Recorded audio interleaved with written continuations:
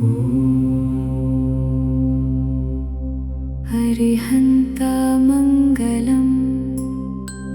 सिद्धमङ्गलं साहुमङ्गलं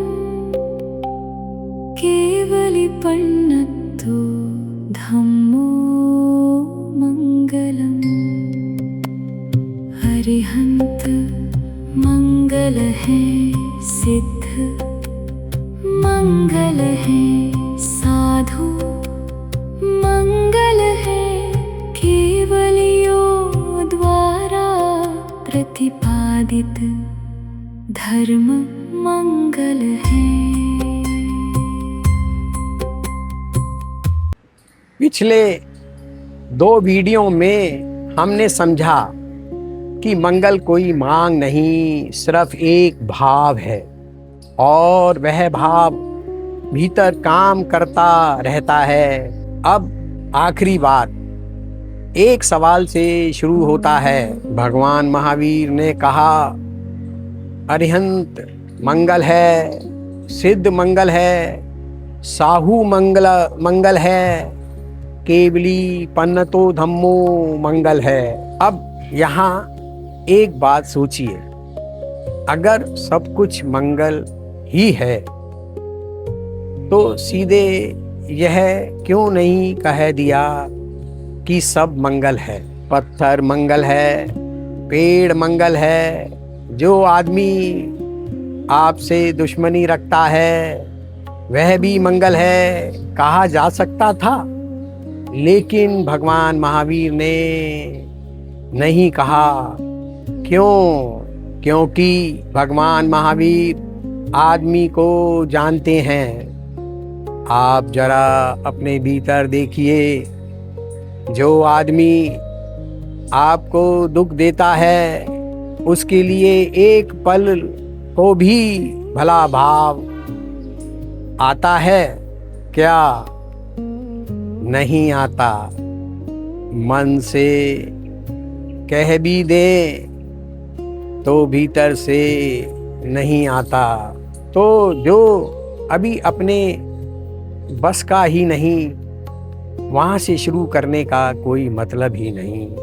इसलिए भगवान महावीर सबसे ऊपर से शुरू करवाते हैं।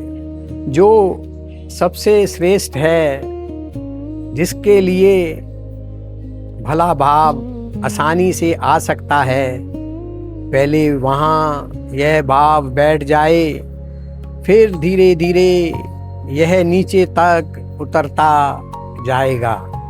अब दूसरी बात, और यह बहुत बड़ी बात है, इस पूरे सूत्र में किसी का नाम नहीं है।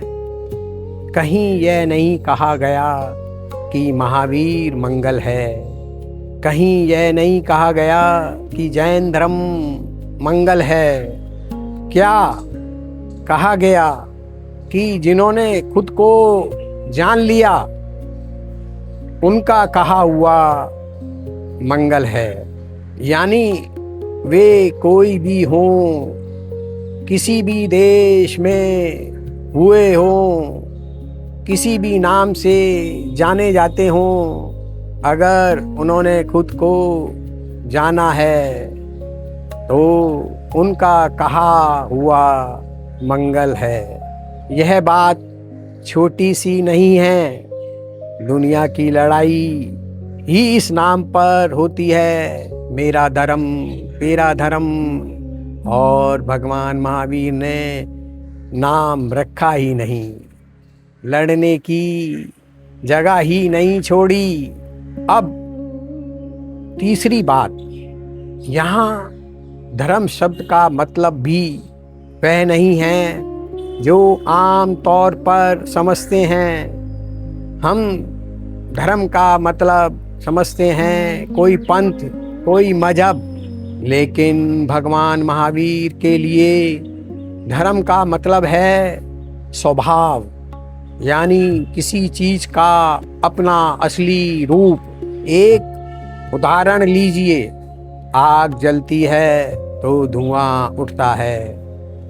हम सोचते हैं धुआं आग से निकलता है, लेकिन ऐसा नहीं है। धुआं लकड़ी के गीलेपन से निकलता है। लकड़ी बिल्कुल सूखी हो तो धुआं उड़ता ही नहीं। तो धुआं आग का स्वभाव नहीं है। आग का स्वभाव है जलना।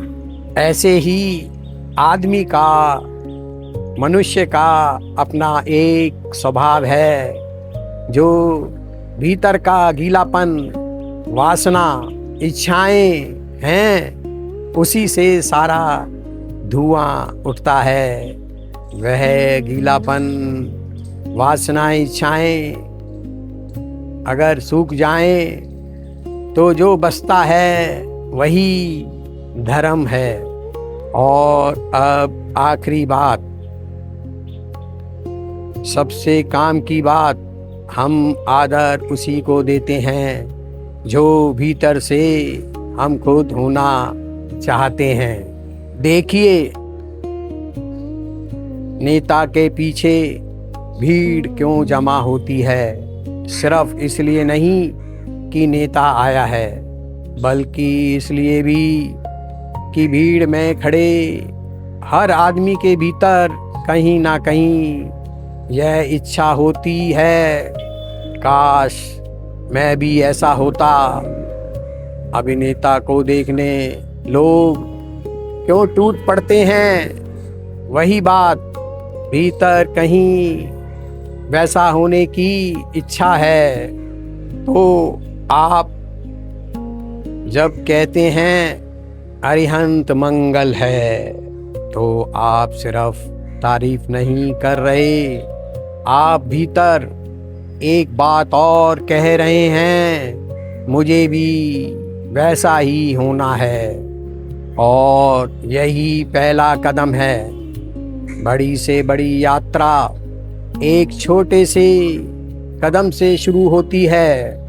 तो मंगल की बात यहीं से पूरी होती है। अगले वीडियो में इसी सूत्र का अगला हिस्सा, लोकोत्तम, यानी इन्हीं को श्रेष्ठ मान लेना। तो मंगल की बात यह पूरी होती है। अगले वीडियो में इसी सूत्र का अगला हिस्सा, लोकोत्तम, यानी इन्हीं को श्रेष्ठ मान लेना। नमस्कार, जय जिनेंद्र। मंगल एवं लोकोत्तर की भावना, ये अंश है महावीर की वाणी, ओशो के दूसरे प्रवचन से। अगर आप इस मंत्र को सिर्फ सुनना नहीं, बल्कि इसकी गहराई को समझना चाहते हैं, तो ओशो का ये पूरा प्रवचन जरूर सुनिए। वीडियो अच्छा लगा हो तो लाइक करें, शेयर करें। आपको इसमें कुछ खास लगा हो तो कमेंट में जरूर बताइए। ऐसे ही वीडियो के लिए चैनल को सब्सक्राइब करें और बेल आइकॉन दबाएं। मिलते हैं अगले वीडियो में। जय महावीर, जय